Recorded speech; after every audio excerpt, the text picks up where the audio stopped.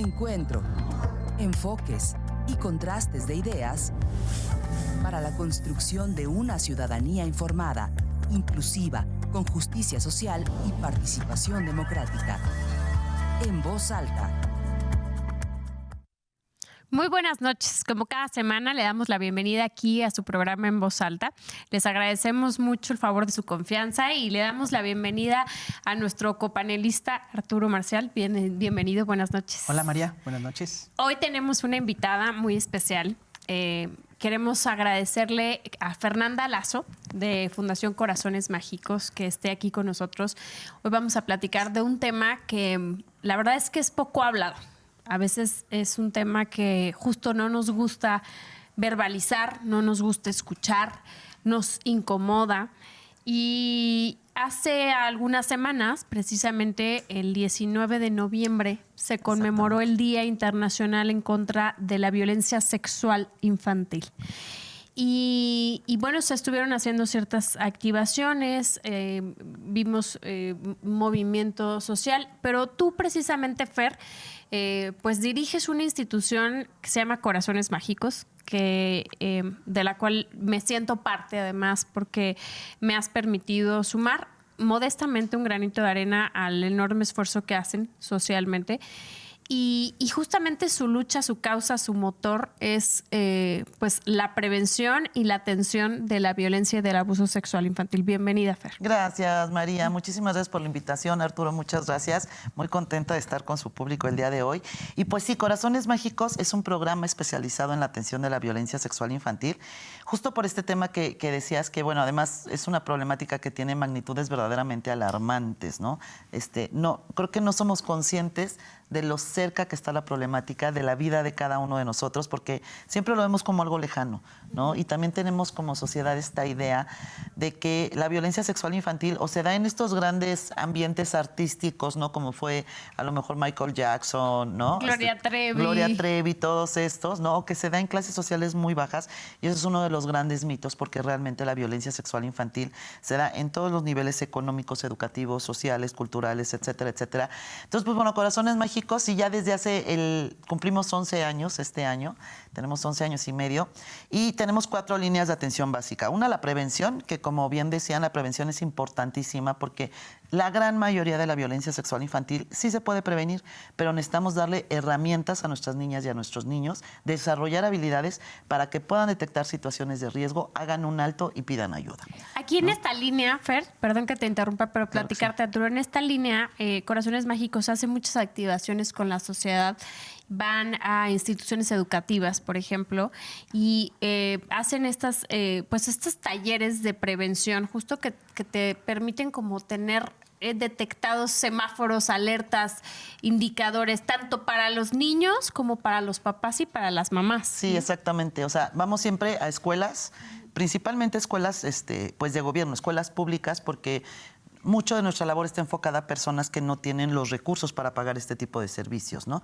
Y lo que hacemos es darle herramientas a los niños y al mismo tiempo desarrollamos, les damos información a los papás y les decimos cómo tienen que desarrollar estas habilidades en casa. Entonces, todas las semanas nos damos esa tarea. Ahorita, este año creo que vamos a cerrar con 6,000 niñas y niños a los que les dimos talleres de prevención, básicamente en el municipio de Querétaro, Corregidora, El Marqués, sobre todo los de la zona conurbada, ¿no? Que es nuestra mayor fuerza ahí. Y como a 3,000 padres y madres de familia de estas niñas y de estos niños, porque siempre la información tiene que ir de la mano. Entonces, esa es una de las líneas de acción fuertes, ¿no? De Corazones Mágicos. La otra es el tema de la rehabilitación a niñas, niños y adolescentes que han sufrido algún evento de violencia sexual infantil, que es a lo que siempre digo, esa es la que más recursos emocionales, mentales, materiales, económicos nos consume, porque pues sí estamos hablando que es un proceso largo, ¿no? Más o menos cada niña y cada niño que ingresa a Corazones Mágicos va a estar ahí 1 año o 2 años de trabajo de terapia individual para poder resignificar la experiencia que vivieron, ¿no? Pero lo que nos interesa, y creo que es algo que aporta mucho Corazones Mágicos a la sociedad, nos interesa que nuestras infancias que pasaron por este tipo de eventos pues puedan tener acceso a una buena salud mental, ¿no? Y que tengan acceso a un buen desarrollo. ¿Por qué? Porque queremos que ellas y ellos sean adultos sanos, adultos que aporten a su sociedad. Sí, y de verdad te agradecemos mucho el favor de tu espacio con este programa. Creo que la labor titánica que realicen es un tema de reconocimiento social, María Fernanda, porque yo a veces echo en falta políticas públicas a los sectores más vulnerables. Y hay que decirlo, nuestros niñas y niños son partes de la población muy vulnerables, claro, ¿no? Hablar de dedicarles tiempo, hablar de dedicarles cuidado, es hablar de dedicarle cuidado a la sociedad en el futuro. Por supuesto. Yo escuchaba en la mañana, te lo compartía fuera del aire, que es alarmante los datos, ¿no? O sea, desafortunadamente los datos son crudos, María. O sea, de repente, o sea, nos damos cuenta que en este país de varios problemas que existen de índole económico, criminal y demás, pues que nuestros niños y niñas están desapareciendo 20 por día en México. O sea, y que el seguimiento no es tan profundo en términos de responsabilidad de las autoridades, sí, ¿no? Existen mecanismos como la alerta Amber, mecanismos, pero que creo que nos hace falta no solamente desde la entidad gubernamental, o sea, tampoco se trata de buscar culpables, pero sí nos hace falta como sociedad también poner atención, y creo que los esfuerzos de la Fundación de María, creo que es un tema que merece reconocimiento, ¿no? Hay un espacio de un hueco y un vacío que desde luego pues habla de esto, porque reiterarlo, apostarle a niños sanos es apostarle a una sociedad sana, ¿no? Claro, sí, totalmente, Arturo. Yo estoy totalmente de acuerdo contigo. De hecho, uso mucho una frase que alguna vez escuché y me gusta mucho, que dice: infancias rotas construyen sociedades rotas. Y creo que hoy el tema de todas las mexicanas y todos los mexicanos es que vivimos en una sociedad que está sumamente descompuesta, que la violencia está por todos lados. O sea, nuestra mayor preocupación de las mexicanas y los mexicanos es la violencia, es el nivel de inseguridad que tenemos, ¿no? Ver esta cantidad de personas que matan personas, cuelgan cuerpos, pero no nos hemos puesto a ver, y yo soy una convencida de eso, ¿qué pasó con estas personas en su infancia? Claro, que para que ahorita estén haciendo eso, ¿no? Y si revisas, por ejemplo, la historia de los grandes, ahora sí que de los delincuentes, digo, ahí está la Mataviejitas. La Mataviejitas, ¿por qué mataba viejitas? Es súper interesante, ¿no? Pero la Mataviejitas, digo, aparte de que ya desarrolló un tema, es una psicópata, pero la Mataviejitas mataba viejitas, ella sufrió mucho de violencia familiar. Y dice que cuando su mamá murió sintió tanto placer que por eso se puso a matar viejitas. Qué loco, ¿no?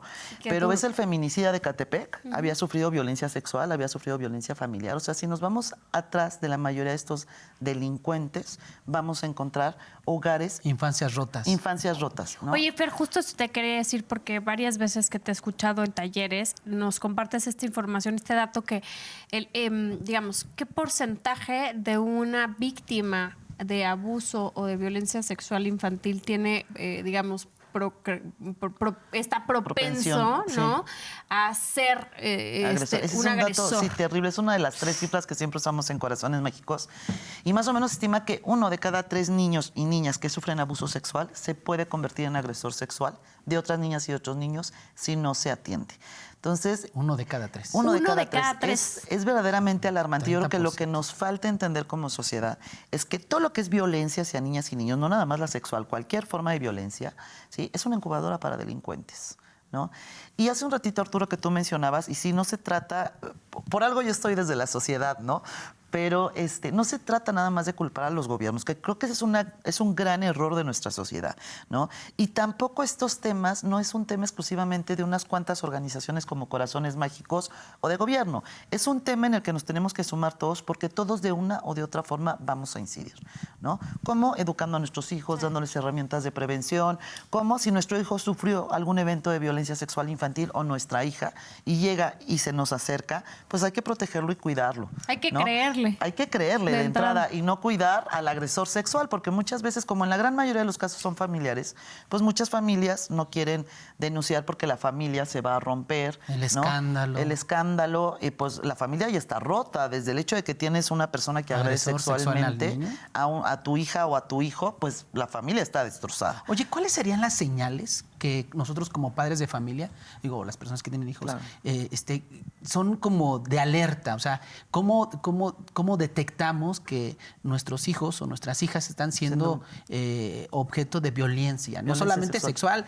o digo, de cualquier tipo de violencia, porque, por ejemplo, también, digo, es otro tema, pero el bullying, por ejemplo, también, ¿no? Y muchas veces los niños y niñas se guardan eso pero ¿cuáles serían las señales que, sabes que, a ver, cuando estemos expuestos a una situación, es importante poner atención en estas señales? Digo, supongo que hay técnicas psicológicas, Sí. pero ¿cuáles serían como las generales? Las normales. Fíjate que hay muchísimos indicadores, ¿no? Y en el caso de la violencia sexual infantil, ¿sí? Hay indicadores, lo que se llaman indicadores específicos de la violencia sexual infantil. Es decir, que su relación es causal con la violencia sexual infantil, ¿no? Okay. Si encontramos obviamente lesiones en áreas genitales, una niña o un niño que está sangrando del área genital o anal, por ejemplo, o en los calzones, bueno, obviamente si hay rosaduras, si hay lesiones, hay que tener mucho cuidado. Es muy probable que esté sufriendo una situación de violencia sexual infantil. Por ejemplo, enfermedades de transmisión sexual, ¿no? Hace poquito a nosotros nos llegó una niña de 2 años con papiloma humano, por ejemplo, ¿no? Entonces, bueno, ahí es muy probable que haya una situación de violencia sexual. Hay otros indicadores que también se me hacen muy interesantes que tienen que ver con el comportamiento de niñas y niños. Y, por ejemplo, observamos niñas y niños que ejercen prácticas abusivas sexuales, que es una forma de violencia sexual infantil, pero son niñas y niños menores de 12 años que someten a otra niña y a otro niño y realizan comportamientos que tienen que ver con la sexualidad adulta o adolescente en una niña o un niño.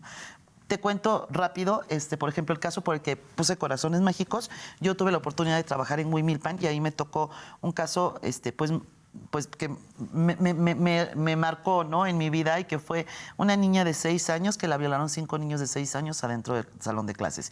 Y fue una violación con plumones, lápices, una violación anal y vaginal. A mí ese caso me marcó mucho, por un lado, porque yo decía, bueno, en el DIF yo no tengo a los psicólogos especialistas para dar atención a esta niña, ¿no? Pero por otro lado decía, ¿qué tienen estos 5 niños de 6 años para hacer eso? ¿Sí? Este tipo de comportamientos, y que los minimizamos mucho porque pensamos que son parte de los juegos sexuales normales en edad preescolar de niñas y niños, es una forma de violencia sexual infantil, pero además es un indicador de que es muy probable de que esa niña que esté ejerciendo o ese niño que esté ejerciendo las prácticas abusivas sexuales haya estado expuesto a algún tipo de violencia sexual. Porque niñas y niños, ¿de dónde van a sacar esa información? Claro, estos chiquitos habían visto pornografía, habían sufrido abuso sexual. Entonces, ese tipo de comportamientos, por ejemplo, cuando vemos que niñas y niños tienen también en sus juegos están sexualizados, a lo mejor, por ejemplo, están jugando con unas Barbies y de repente suben a la Barbie al Ken y empiezan a simular movimientos coitales, pues hay que ver qué nos están diciendo las niñas y los niños, qué están viendo, ¿no? Y existe otro grupo de indicadores que es muy grande, que también aplican aquí todos los indicadores que tienen que ver con violencia, que son los indicadores inespecíficos, ¿sí? Que son indicadores que tienen que ver con situaciones de mucho estrés de niñas y niños, ¿no? Como pueden ser cambios de comportamiento de manera radical. A lo mejor, si nuestro hijo era súper extrovertido y de repente se volvió introvertido o no quiere salir de su cuarto, está aislado, ya no tiene amigos, ¿no? Tiene fobias, por ejemplo, a ciertos lugares o a ciertas personas, bueno, hay que ver qué es lo que está pasando, ¿no?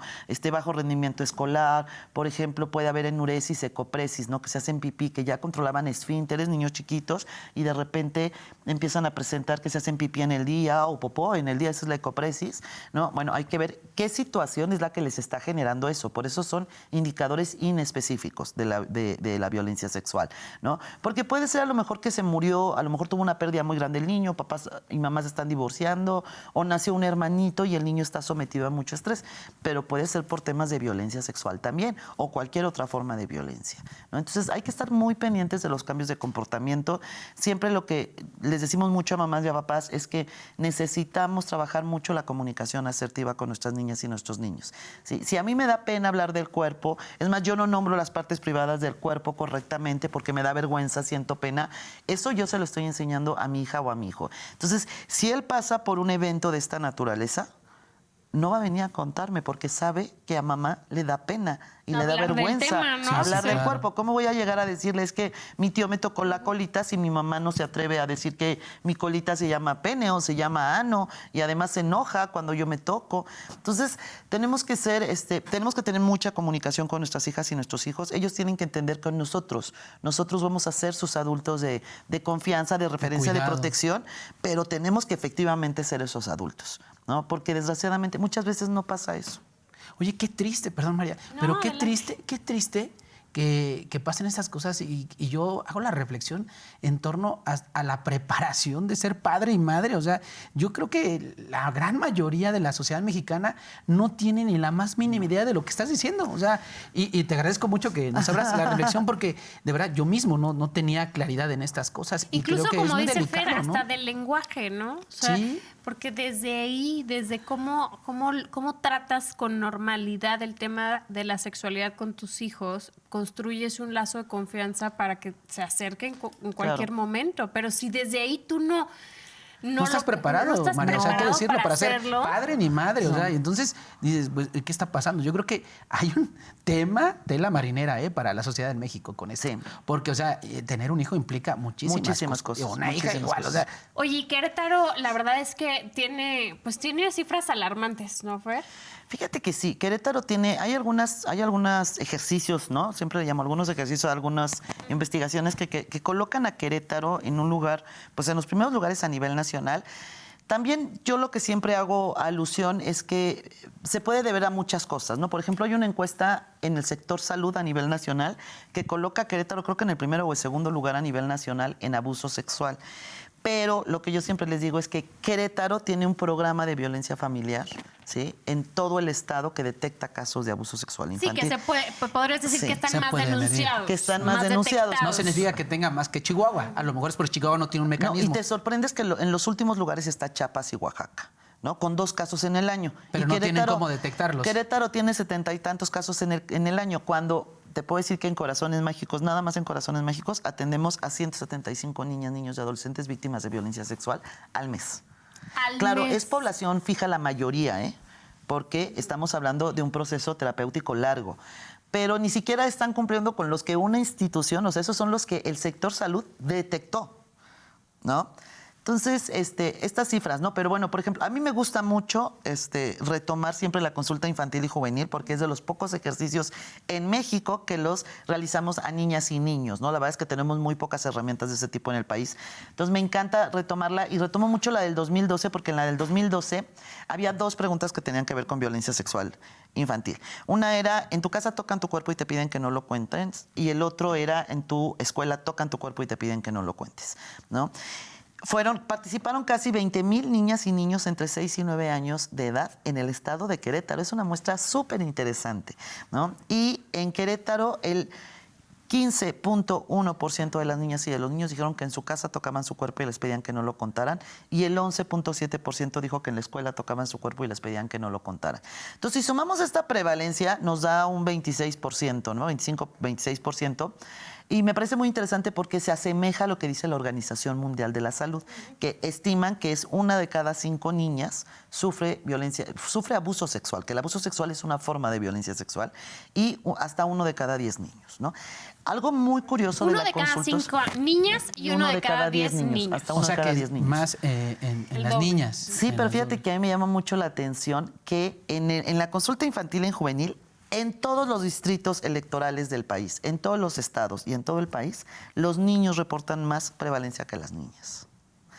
Yo creo que ahí hay, o sea, siempre también les digo, no son competencias, pero esto lo menciono mucho porque me enoja cuando veo nada más estos memes de a las niñas no se les toca ni a los niños. A los niños también se les abusa sexualmente, ¿no? Yo creo que como la violencia sexual hacia niñas y niños está mucho más estigmatizada, yo creo que los niños lo develan menos, lo hablan menos, y además los papás a lo mejor toman menos acciones con los niños que con las niñas. O sea, creo por que esta creencia, fíjate que el otro día estaba en Corazones Mágicos y me llamó mucho la atención algo que platicaba una de las psicólogas con Fer. Me explicaban que hay un término, ahorita Fer lo va a explicar mejor, pero digamos que lo que nos decías de si no hay penetración, por ejemplo, no está tipificado de la misma manera a que sí la hay. Entonces, en este caso, es más grave si es para una mujer que para un hombre, ¿no? O a la inversa. Pero a los hombres también, lo que pasa es que la violación... No, en términos legales. En términos legales. Ajá. No, yo creo que más bien el tema es que tenemos mucho más entendida la violencia hacia las mujeres, ¿no? Y la violencia sexual más, ¿no? Entonces está mucho más estigmatizado hacia los hombres, ¿no? Hay como una negación. Nosotros vemos, por ejemplo, los papás que llegan a Corazones Mágicos, ¿no? Su inquietud es, mi hijo se va a volver gay. o sea, va a ser homosexual. Y no tiene que ver, no tiene nada que ver, ¿no? Yo creo que culturalmente, obviamente, aceptamos mucho menos. Es un ejemplo, ahorita, por ejemplo, en la guerra, ¿no? Se habla de las agresiones sexuales hacia las mujeres. Yo acabo de ver ahorita un artículo apenas que habla de las agresiones sexuales hacia los hombres también, ¿no? Entonces, creo que socialmente lo aceptamos mucho más en el caso de las mujeres y por eso podemos tomar más medidas. Creo que incluso los mismos niños en una sociedad como en la que vivimos, pues muchas veces no lo van a hablar mucho menos que una mujer, ¿no? Entonces, creo que ahí nosotros, por ejemplo, en Corazones Mágicos, niñas y niños menores de 6 años, tenemos más casos de niños que hemos atendido que de niñas. Menores, ¿no? de 6 años. De 6 años. Claro, en esas edades los niños están mucho más vulnerables. También los hombres tienen más fuerza. Entonces, por ejemplo, un niño de 10 años a lo mejor es más fácil que se defienda, ¿no? De un chavo de 17 años, ¿no? Que una niña de 10 años. Entonces, yo creo que son varios factores, pero es importante hacer la connotación de que tanto niñas como niños. Ahora, en el caso de los niños, sí, efectivamente, en el tema legal, bueno, abuso sexual, esto es nada más en el ámbito penal, ¿no? Abuso sexual son nada más los tocamientos, cuando no se pretende llegar a la cópula, ¿no?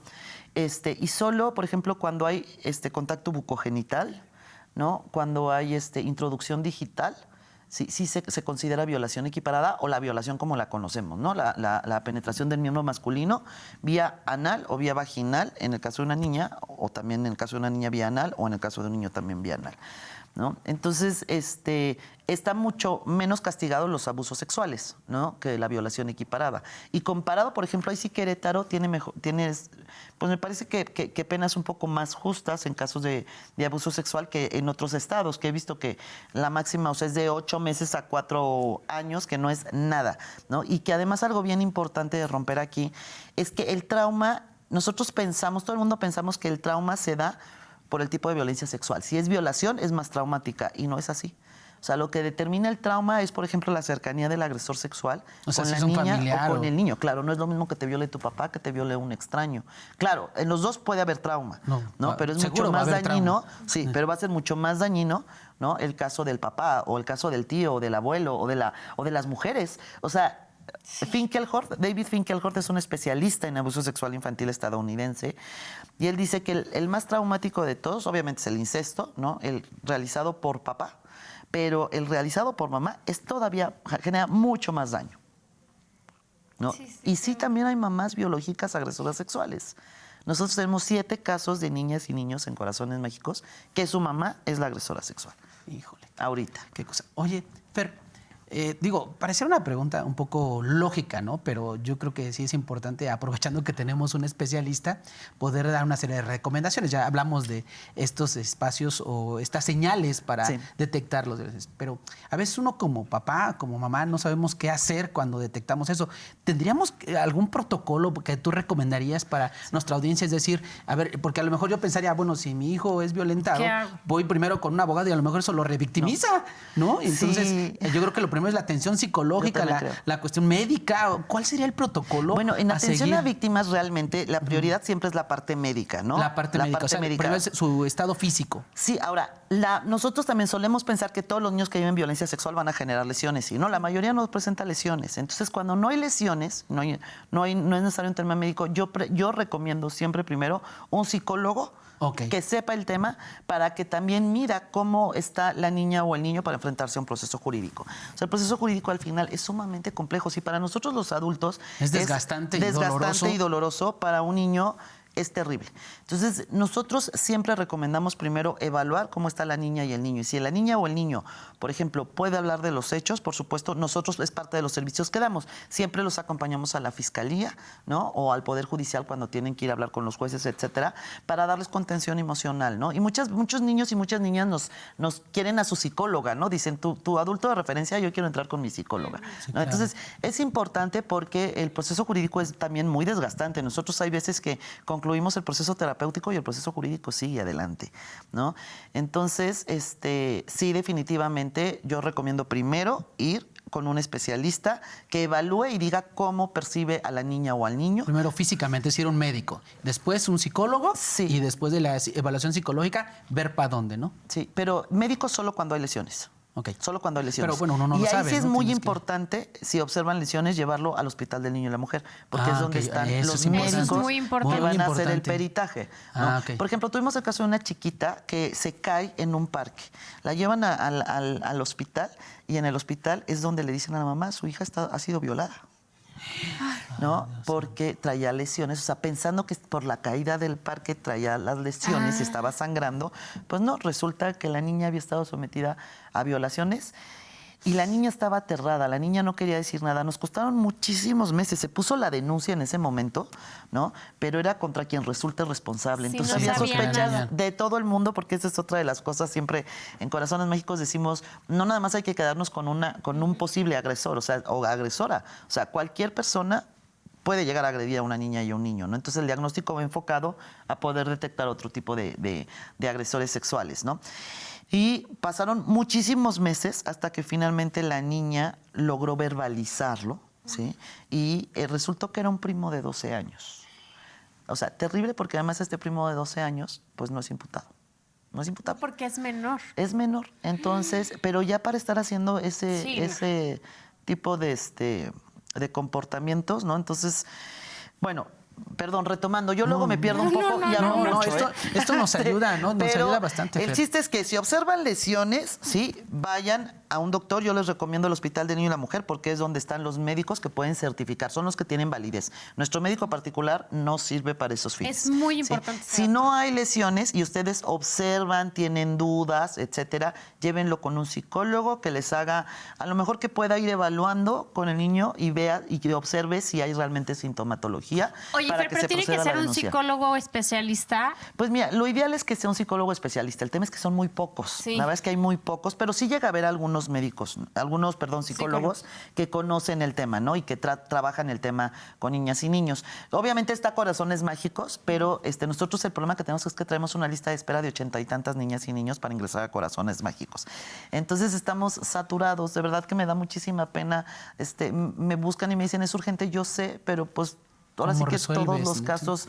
Los recursos que- son finitos. Sí. Oye, ¿cómo se financian ustedes? Con Paréntesis. donativos, Arturo. Básicamente con donativos. Concursamos muchos proyectos en convocatorias de instituciones de segundo piso, ¿no? Entonces también con esos, que al final son donativos, ¿no? Y con donativos de personas físicas. Realmente, mira, tenemos cargos a tarjetas desde 200 pesos, que yo ya siempre les digo, ya 200 pesos antes decía, son 2 tequilas. Ahorita ya es un uno. tequila. Es y uno. ¿no? Es un Sí. tequila y ya no alcanza para la Sí. propina, Sí, sí, sí, ¿no? sí. Entonces, puede ser con cargo a tarjeta de crédito, que realmente les digo que con tarjeta de crédito 200 pesos no nos sabe. Te podemos encontrar en redes sociales Sí, ahí claro, para es que sí, en redes digo, sociales. de verdad, hay que aprovechar el Sí, espacio y que claro nos que esté sí, viendo claro si que tiene la sí. posibilidad económica de Por invertirle. supuesto, ¿no? El costo real de una niña y de un niño al mes en terapia psicológica es de 1,019 pesos en Corazones Mágicos, ¿no?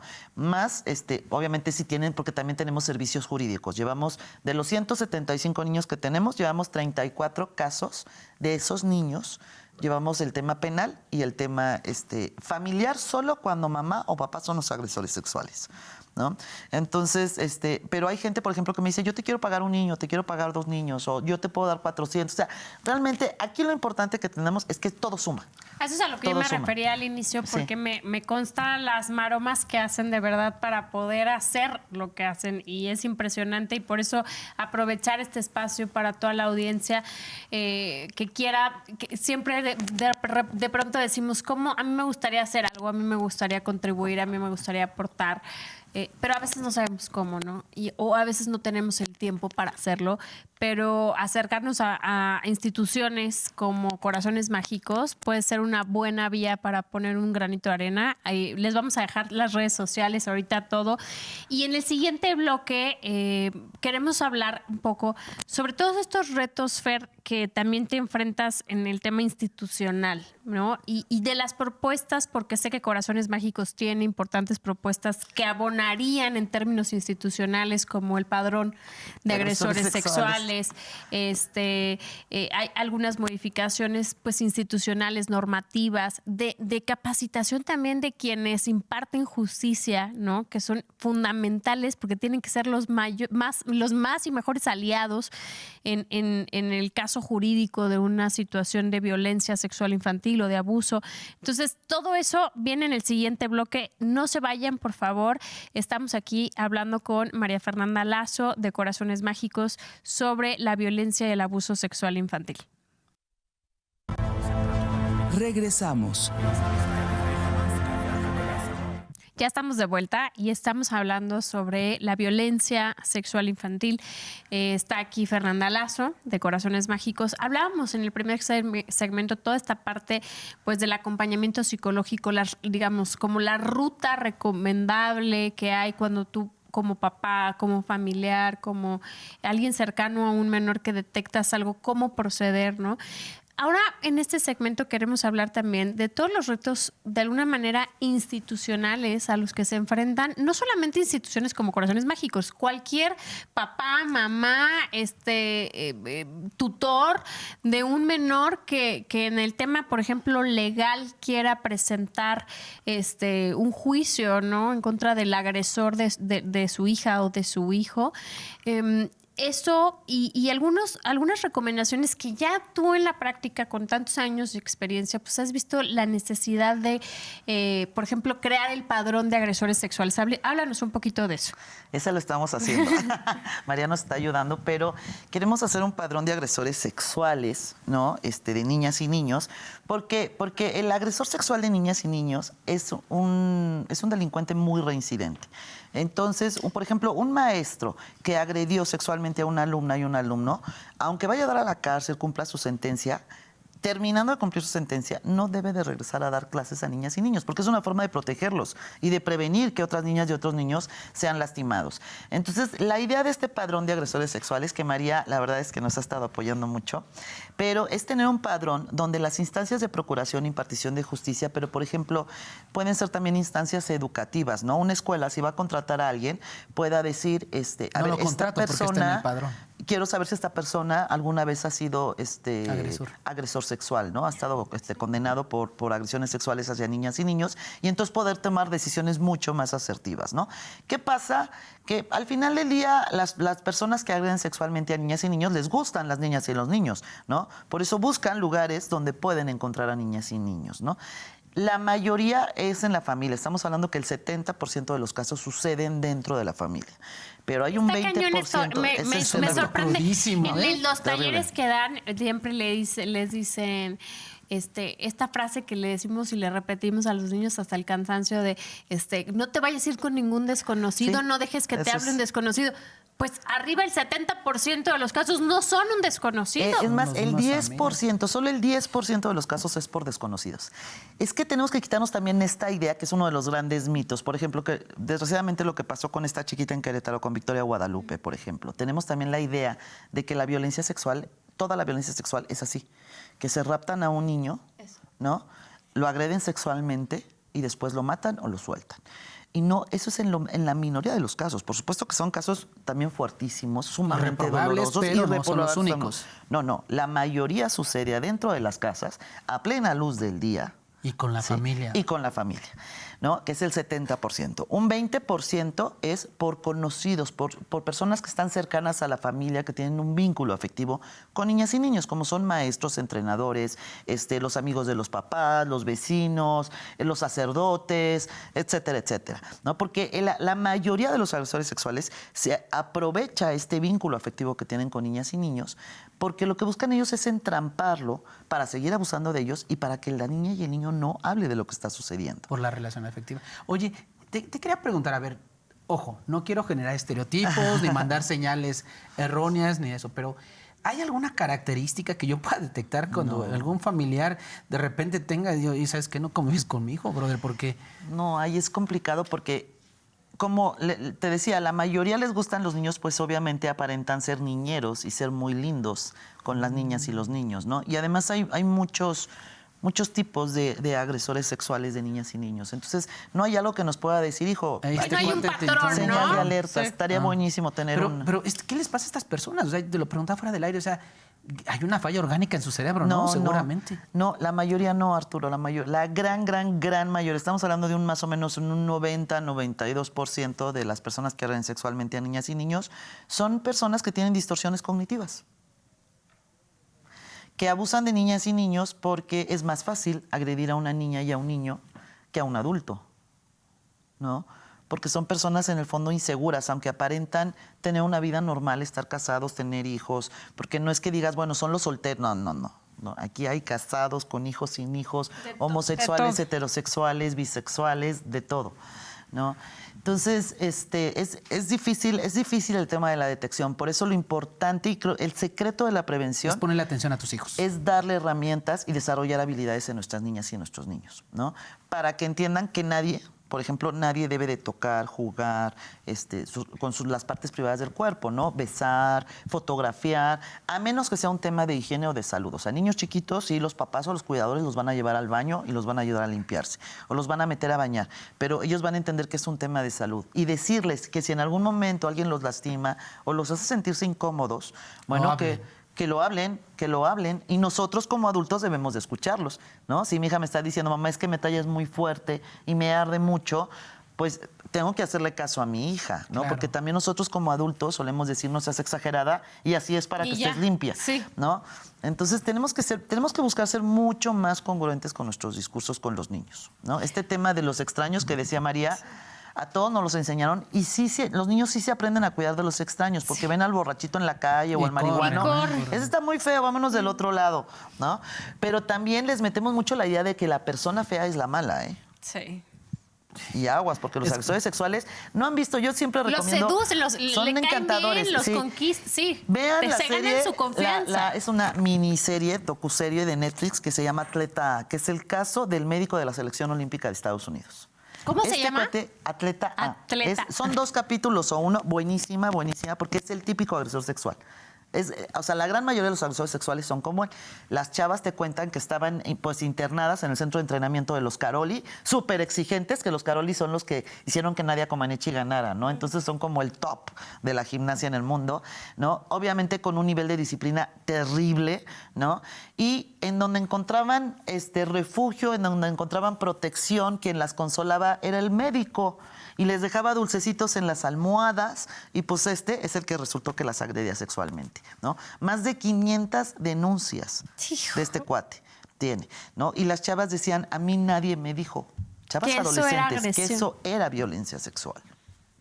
Híjole, tenemos muy normalizadas muchas cosas. Muy normalizado. Por eso creo que el padrón, que este es un esfuerzo impulsado por Corazones Mágicos, es algo bien importante porque al final no solo lo más básico es pensar obviamente en las escuelas, pero pensemos también en cualquier entrenador o entrenadora, en tema de deporte, más de alto rendimiento. Claro. Pero básicamente cualquier profesión o cualquier actividad que va a tener contacto directo con la niñez, pues creo que lo más responsable para el que lo va a contratar o quien va a prestar ese servicio para la institución es conocer el antecedente, ¿no?, de esa persona. Claro. Al final de cuentas, es un tema, yo creo que de prevención, ¿no? De hecho, no sé cómo estemos, y ya ahí a lo mejor María puede ayudarme un poco más en el tema del encuadre legal en México, cómo está este tema en el Código Penal y estas cosas. Y por eso digo, uno ve de repente en las películas que a los agresores sexuales infantiles les ponen así como un GPS, hay un padrón y no los contratan y hasta los tienen. No, aquí no. Aquí no hay nada de eso. En Estados Unidos está México muy avanzado, ¿no? En Estados Unidos está súper, pero a ver, Estados Unidos sí, está muy avanzado, porque en Estados Unidos tú te quieres ir a vivir a Miami, bajas la aplicación de Miami y te dice dónde viven los agresores sexuales, ¿no? Para que tengas cuidado, ¿no? Por ejemplo, una persona que sale ya, que fue condenada, que ya cumplió su sentencia en Estados Unidos y es un pedófilo, ¿sí? Tiene que tener una persona que lo cuide todo el día. Hay condados que les obligan a que tiene que tener una persona que lo cuide todo el día y mandan boletines a toda la comunidad para que sepan quién es esa persona y tengan cuidado con sus hijos. No se puede ir a vivir a 5 kilómetros a la redonda de donde hay escuelas, o 1 kilómetro o 5, no me acuerdo, donde hay escuelas, donde hay centros de entrenamiento para niños, donde hay parques, etcétera, etcétera. En México, te puedo decir, por ejemplo, que un agresor... El otro día fui a ver a la presidenta del Tribunal Superior de Justicia. La verdad que María, la magistrada, es muy, muy comprometida y muy sensible a estos temas. Pero dice, es que no es justo que un niño que vive en una comunidad, ¿sí? Ya metimos al agresor sexual a la cárcel, cumple la condena, sale y se regresa a vivir a la misma comunidad. Le digo, no es justo. Y entonces los niños son los que tienen que salir de su comunidad. Para Sí, son los cuidarse que de se este terminan agresor. Para cuidarse, yéndose porque con su además familia. salen y los amenazan, o sea, entonces creo que en México nos falta muchísima política pública, sobre todo para protección de niñas y niños. Eso es lo que no acabamos de entender, que estamos Ahorita- protegiendo lo más sagrado que tenemos. ¿Y ahorita cómo está eso? O sea, ¿qué es el Código Penal? ¿Tenemos mecanismos de prevención? No existen. ¿Políticas públicas para algo? No, pues ahorita estamos tratando de empujar. O sea, lo que sí hemos logrado en el Código Penal, por ejemplo, es en Querétaro hace 2 años y medio, si tú tocabas a una niña y un niño, que se le llama abuso sexual en el Código Penal, que eso siempre nosotros cuando hablamos de términos, nosotros nos referimos más en las características de la salud, ¿no? Que son los que te dan las dinámicas de cómo actúa el agresor sexual, ¿no? Pero bueno, en el Código Penal, que es el que comete tocamientos en Querétaro hace 2 años y medio, si tú te declarabas culpable, no ibas a dar a la cárcel. Entonces lo que hicimos fue incrementar las penas para que tengan que estar en la cárcel. Todavía alguno que otro se llega a salvar. Por ejemplo, ahorita algo de lo que estábamos platicando en mi última visita a Corazones Mágicos tiene que ver con lo de los juicios abreviados. Eso, estamos totalmente en contra. O sea, las personas que agreden sexualmente a niñas y niños no deberían de tener acceso a juicios abreviados, porque les reducen de entrada el 30% de la pena. De la pena. Por eso salían de la cárcel. Por eso pueden conmutarla, ¿me explico? Ahí hay un tema de agenda, ¿eh? O sea, hay un Urgente. tema de agenda Entonces, urgente. nosotros como política no promovemos. Hay casos, algunos casos que son excepción, ¿no? Por ejemplo, chavas que ya, por ejemplo, tenemos un caso de un abuelo que agredió a sus nietas. Entonces, en 2 de las nietas son 3. 2 prescribió el delito. En el tercero, que no prescribió, el abuelo tiene 75 años, no iba a dar a la cárcel y la niña era revictimizarla mucho. Entonces dijimos, bueno, que se vaya al proceso abreviado porque no va a ir a dar a la cárcel el señor, ¿no? Otro de los temas, Entonces, acaba de comentarlo Fer, la prescripción. De hecho, este es un tema que hemos empujado muchísimo, porque hoy por hoy prescriben los delitos en contra de los violencia niños sexual. o de las niñas de violencia sexual. ¿Qué quiere decir para nuestra audiencia? La prescripción es que, digamos que pierdes el derecho de denunciarlo, ¿no? Por el simple paso del tiempo. O sea, si ya pasó mucho tiempo del delito, de la comisión del delito, y ya prescribió, pues ya no lo puedes denunciar. Y sé, por lo que nos ha contado muchas veces Fer de las experiencias, es que, a ver, lo acaba de decir, toma tiempo incluso verbalizar, asumir quizá que fuiste víctima, ¿no? Claro, y entender, una vez que ya asumes que fuiste víctima, es entender todo lo que te ha dejado eso. Es hasta un proceso como de educación para poder trabajarlo y verbalizarlo, ¿no? Nosotros, por ejemplo, tenemos casos durísimos. Yo me acuerdo mucho que en este caso, obvio, no prescribió, pero una chavita que su papá la violó de los 12 a los 14 años. Bueno, le tomaba fotos desnuda. En el celular encontramos unas cosas terribles del papá, porque mandaba la foto de su hija desnuda a un chat y decía cómo la violarían. La chavita se tardó 8 meses en verbalizar las violaciones. 8 meses de estar yendo todas las semanas a Corazones Mágicos porque no podía hablarlo. Ese fue un caso donde ganó lo jurídico, ¿no? Porque se metió el delito por abuso sexual en un principio, por los tocamientos, porque no podíamos comprobar la violación. O sea, nosotros observábamos que sí tenía sintomatología, pero creo que también es uno de los temas fuertes en la parte de procuración e impartición de justicia. Se necesitan elementos para comprobar el delito. Entonces, en casos de violencia sexual infantil, está el niño solo con el agresor en la mayoría de los casos. En la mayoría de los casos no hay lesiones. No hay lesiones.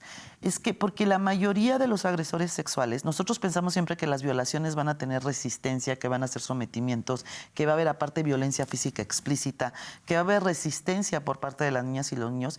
Y en la mayoría de los casos no hay resistencia porque el niño está entrampado en la dinámica del agresor. No entiende qué le está pasando. No entiende qué le está pasando, pero los agresores se encargan de implementar un proceso de seducción para ganarse la confianza de la niña y del niño. Entonces, en muchos casos no hay, entonces no necesariamente tiene que haber lesiones. Incluso hemos tenido casos de violaciones que no hay lesiones. Esto es a lo que nos referíamos con todos estos esfuerzos por la vía institucional que necesitamos que también pues, se vayan avanzando en el tema de la prevención, de la protección, de todas estas medidas de política pública y todas las medidas también que son necesarias adecuar en la impartición de justicia, ¿no? De la capacitación de los impartidores de justicia. Importantísimo, importantísimo. La sensibilización al tema. Al final, toda esta parte como institucional es fundamental. ¿O qué opinas, Fer? No, es determinante, porque como les mencionaba hace un ratito, hay muchos tipos de violencia sexual infantil y hay dinámicas muy distintas entre unos y otros. Eso es parte de lo que genera cierta secuela en una niña o un niño. O sea, por ejemplo, una niña o un niño que ha sufrido abuso sexual, que el abuso sexual es un adulto o un adolescente, ¿sí?, que ejerce comportamientos sexuales hacia una niña, un niño o un adolescente, pero hay dos elementos centrales. Uno, la persona que agrede busca una gratificación sexual, y el segundo, hay una asimetría de edad o de poder. ¿Sí? Entonces, la mayoría por ejemplo, de las personas que agreden y cometen abusos sexuales, que puede ser violación, tocamientos, lo que sea, ¿sí?, pues abusan constantemente dentro de un periodo de tiempo, abusan constantemente. O sea, no es un hecho de abuso sexual, son muchos hechos de abuso sexual, ¿no?, de las niñas y de los niños. Entonces, todo esto va complicando. Es sumamente normal que niñas y niños que sufren abuso sexual, ¿sí?, por ejemplo, sientan una ambivalencia hacia las personas que los agreden sexualmente. O sea, por un lado los quieren, pero por otro lado no les gusta lo que les hacen. Entonces, también muchos niños se tardan. Para el niño es muy complejo, porque por un lado dice, a ver, por ejemplo, si es familiar, voy a destruir a mi familia se viene. Claro. Y si mi mamá no me cree, y si mi mamá me deja, porque es parte de lo que los agresores sexuales les dicen. Si tú dices algo, no te van a creer y tu mamá te va a dejar de querer. Te van a mandar a un centro, a un albergue, tus papás se van a ir. O si dices algo, voy a matar a tu hermano. Entonces, todo el miedo que siente el niño de si digo algo, van a matar a mi hermano, ¿no? Pero aparte siento que lo estoy traicionando porque él sí me quiere.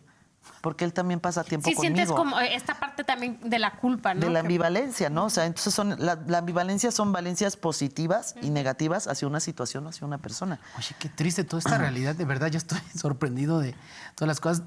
Yo creo que necesitas una fortaleza interior muy grande para afrontar esto, Fer, porque de verdad, o sea, ahorita que lo platicamos, yo reflexionaba lo vulnerable que son nuestras niñas y niños, y es una tristeza enorme, o sea, así lo vivo como un tema muy delicado y un tema que nos llama a la reflexión como sociedad. Claro. Y no solo a decir, pues, vamos a hacer algo, sí, es importante el recurso, pero también esta parte de la política, toda esta parte de que de verdad invertirle al cuidado de nuestras hijas y hijos es invertirle a una sociedad mucho más sana. O sea, de verdad. A la que aspiramos llegar todos. Pues sí. Todos aspiramos a eso. De raíz. Y María, y de veras, ¿qué le cuesta al Estado? Digo, no lo sé, pero ¿qué le cuesta? Esto no es un tema de política, de poder, es un tema de salud mental para nuestros niños y nuestras niñas y para la sociedad. Y entonces, ¿qué les cuesta?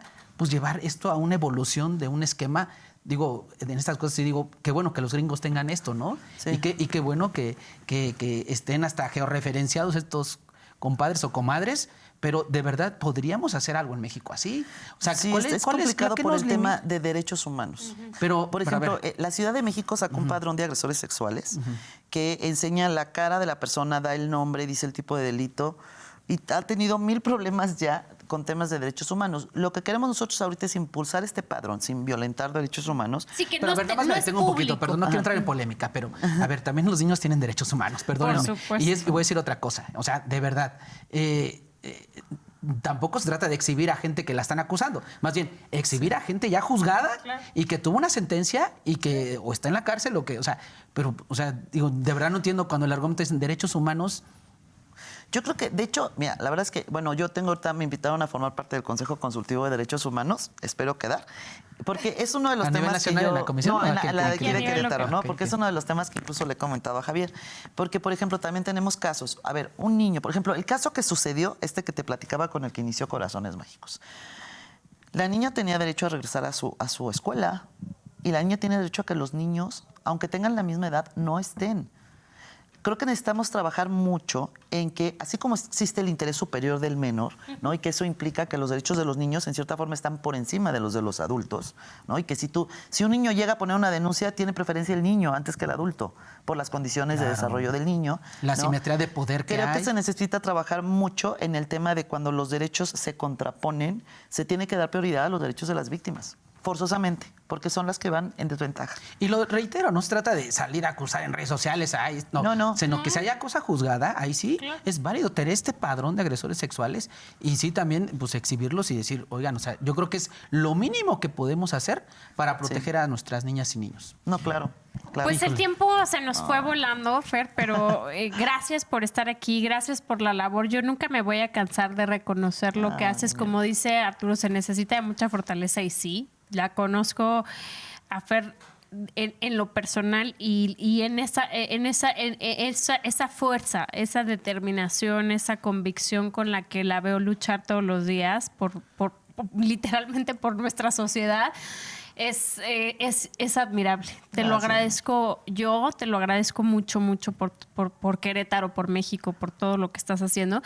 Y bueno, dejar las redes sociales de Corazones Mágicos, las tuyas, porque aparte compartes, es tiktokera famosa. Ya lo he dejado abandonado el TikTok. Entonces, caray. para que la sigan, porque aparte nos permite a través de sus redes sociales sensibilizarnos, conocer un poco más, informarnos y por supuesto no olviden, si tienen oportunidad de aportar desde 200 pesos para aportar, para ayudar a la prevención y a la rehabilitación de los niños y de las niñas en Querétaro, háganlo a través de Corazones Mágicos. Déjanos tus redes sociales. Claro que sí. Bueno, estamos en Facebook como Corazones Mágicos, en Instagram como Corazones Mágicos 2012 y en TikTok como Corazones Mágicos _.